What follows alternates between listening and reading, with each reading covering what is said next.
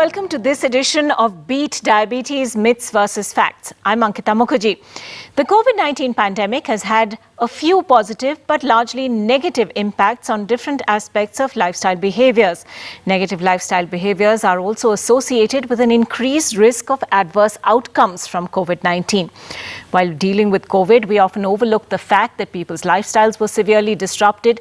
Many people became physically inactive, developed irregular eating patterns, and that in turn led to aggravation of lifestyle-related diseases. Now, COVID-19 has also caused significant changes to our homes, our working lives, and indeed our stress levels.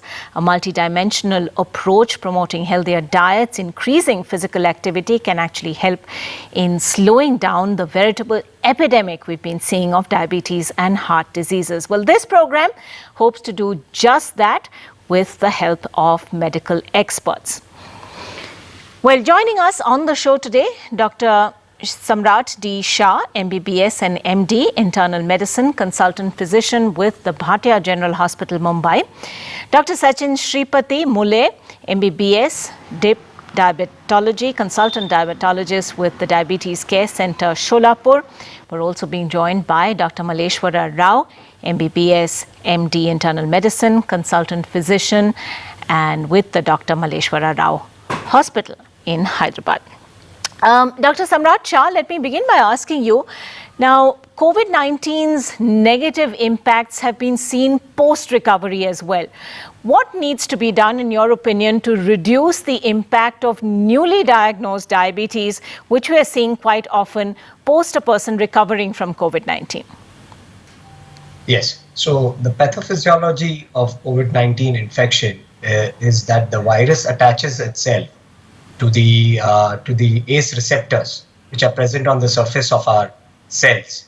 All the organs in our body are densely packed with ACE receptors, including the pancreas. Hence, there is a very likelihood of a patient who gets COVID-19 infection can predispose to hyperglycemia. Interacting with the other risk factors, hyperglycemia can modulate your immune and inflammatory cascade, leading to potential serious life-threatening implications of COVID-19 infection.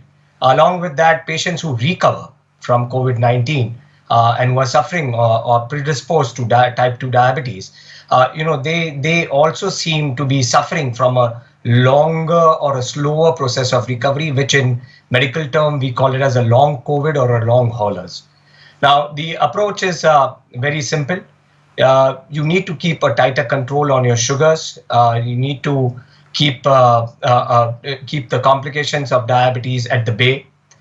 So hence, you have to carry on with the general preventive measures which you follow as a diabetic. Secondly, very important is increase the frequency of monitoring of blood glucose. If you're undergoing a COVID-19 infection, especially if you're a pre-diabetic or type 2 diabetic. And the third is that you get in touch with your doctor and upscale the medication required for the management of your normal glycemia or management of better sugars. Dr. Maleshwara Rao M., a growing number of studies suggest that COVID-19 survivors are experiencing some type of heart damage, even if they didn't have an underlying heart disease. What is COVID-19 doing then to the heart, even post-recovery? Many of the studies now, people who recover from COVID have high risk of stroke, heart attacks, heart failure, and thromboembolic phenomena. Now, people with COVID who have severe disease, who admitted in ICUs, they are high chance of developing cardiac problem. And people who are not admitted to the ICU, who have mild disease, are also developing heart disease. This is because of COVID itself is a high inflammatory state. People develop myocarditis, which is evidenced by high levels of troponin levels. These myocarditis at times leading to heart failure and rarely pericarditis. And people with COVID, because of the endothelial damage, they develop thromboembolic phenomena. and it's being a hypercoagulable state. Sometimes they develop non-ST elevation MIs, ST elevation MI, and leading to heart attacks and times heart failure. And some of the people they develop venous thromboembolism, leading to peripheral venous embolism, deep vein thrombosis, or pulmonary embolism, and succumb to death. And some of the people they develop peripheral artery embolisms, and they develop ischemia, and at times it may lead to amputation. Some of the people they land into major vessel strokes, they develop hemiplegia, and sometimes leading into very bad strokes. Everything is because of high inflammation in the COVID time, and this will run in the post-COVID period also, and it will lead to severe heart damage. Right. Dr. Sachin Shripati Mule, how has COVID-19 impacted the younger population? Do they develop type 2 diabetes because of COVID-19? Are there other reasons as well that this could be happening? See, COVID-19 as such is any viral infection. It's just like a viral infection do causes some insulitis process, or pancreas beta cells are lost. Because of that can develop a type 1 diabetes. But the sheer amount of stress, and during the COVID, any infection will cause stress hyperglycemia. That is more likely in those people who have family history of diabetes, those who are obese, those who are sedentary lifestyle. Young people are definitely coming down with diabetes either because of infection, or during the infection if somebody has been given steroids, and during that the hyperglycemia must have occurred, and so that it's somewhat like what we say is a past history of hyperglycemia. So whenever it counts as an insult to our body, and that gets reflected into a diabetes or hyperglycemia, or maybe type 2 diabetes in later on stages. During the COVID situation, young people were at home, they were not exercising, they were eating a lot, so they have put on weight. So these have become the more risk factors for those already who are having some family history, and some during this again infection is an issue. Right. So Dr. Shah, this is true of the younger population getting diagnosed with pre-diabetes or diabetes as well. Now, what eating pattern should they be maintaining while working from home, if indeed they're doing that still? So that's true. Irrespective of the COVID-19 pandemic, if you take an era of pre-COVID, COVID, and post-COVID, pre-diabetes and obesity has always been a major concern and a major burden on disease load, right? So to come back to the point, first and foremost, if you working from home in a COVID situation, you need to first cut down your sugar intake and your refined carbs. It's simple, when you are at home, the intake of your teas, your coffees, and your sugary beverages increases. That definitely increases your sugars in the bloodstream, leading to even obesity and something what is known as insulin resistance. Second, which is most important, is that we should drink water as our primary beverage.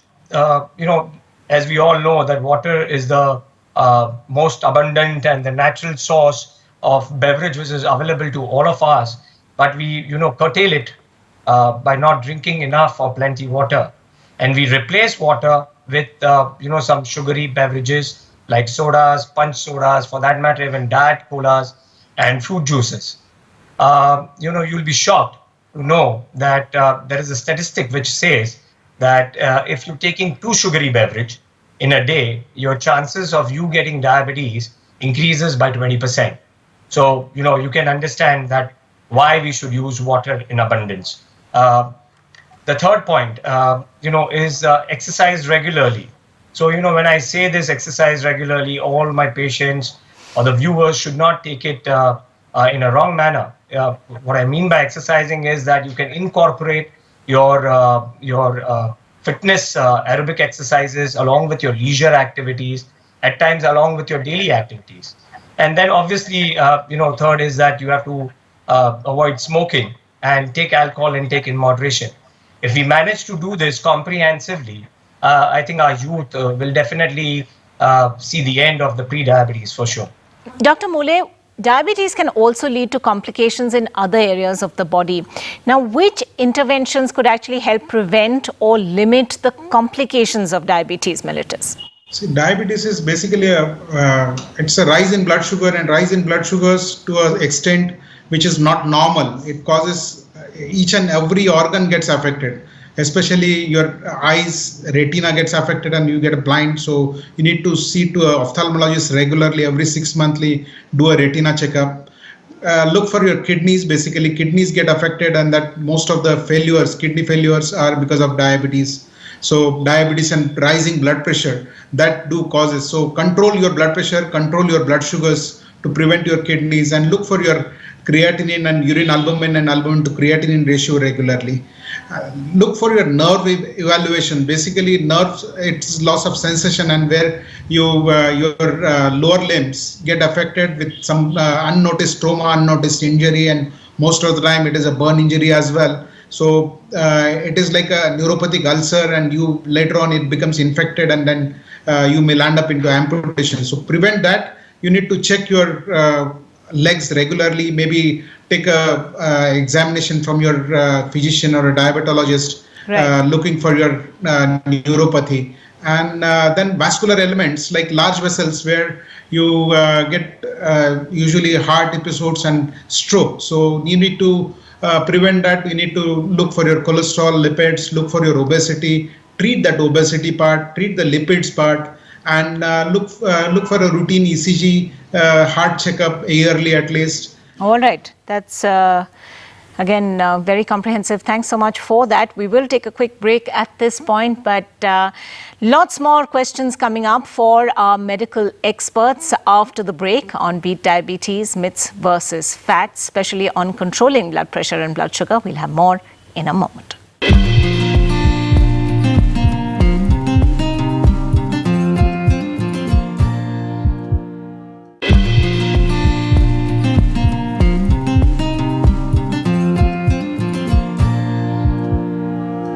Welcome back. Let me go straight across to Dr. Malleshwara Rao now with the next question. Can controlling blood pressure, blood sugar and regular physical activity actually help patients increase their immunity as well against infectious diseases?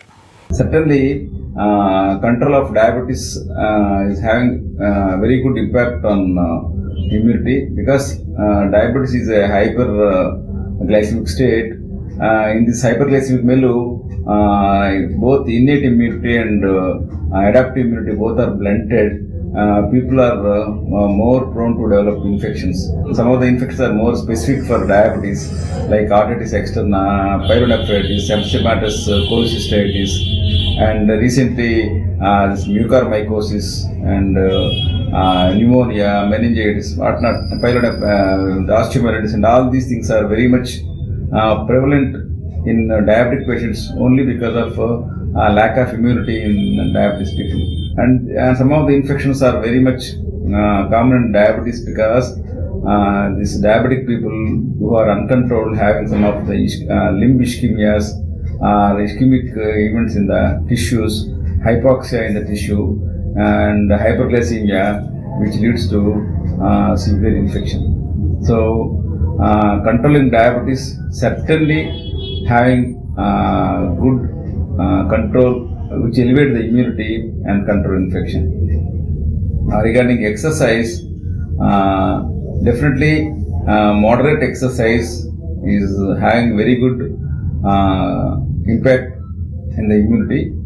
And regarding blood pressure, and uncontrolled blood pressure is also having a blunted immune response. Whereas good control of normal blood pressure, or people who have good control of blood pressure have good immune response. All right. Thank you so much for that. Let me take this across to Dr. Samrat Shah. Obesity has been seen to be an important risk factor for the development of diabetes. Now, your thoughts on how obesity can be kept in check. How does obesity also affect the risk of developing type 2 diabetes? Yeah, okay. So, obesity itself is a big metabolic syndrome, big metabolic disease in itself. And if you notice, especially most vulnerable population in the world are Indians and Americans. In fact, it's been said that India is a diabetic capital of the world. And the simple reason being that, the people of our country have a obesity which is commonly called apple-shaped obesity. So if you see at the midsection of our body, we have a bulky abdomen, a bulky flanks, and because of which the visceral fat increases, and even the liver gets deposited with fat. To explain it very simple to the viewers, when you eat a bolus of food, your pancreas secretes insulin, so that the blood glucose, which is there running in your bloodstream, could enter the cell. Now, because of this free fatty acids which are stored in your midsection of the abdomen, the site where the insulin has to sit and work gets blocked, or what is called resisted. In doing so, as a compensatory mechanism, pancreas secretes more insulin. And mind you, insulin is an anabolic hormone. So, basically it's been secreted so that it could provide energy to your body.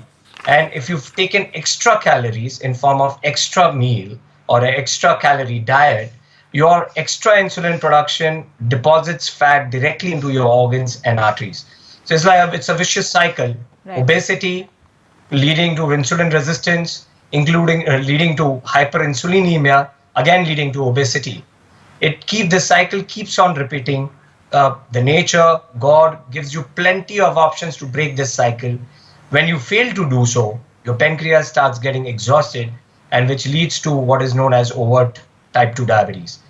To prevent this, the best we know is to prevent fat deposition in your midsection of the body, that's in your abdomen. Mm-hmm. And the only way to do it is, having a healthy diet and curtailing your portion size, and you eating watchfully. Rather, let me put it that way: you eating from a mindset and not for the pleasure of your tongue. Dr. Sachin Shripati Mule, this question is for you. Medical adherence, that is, keeping to the medicine you've been prescribed daily, is of course an integral part of diabetes management. But, people sometimes do end up missing a dose. When that happens, can morning and afternoon doses be combined? Can that affect glucose levels? What is your advice to patients?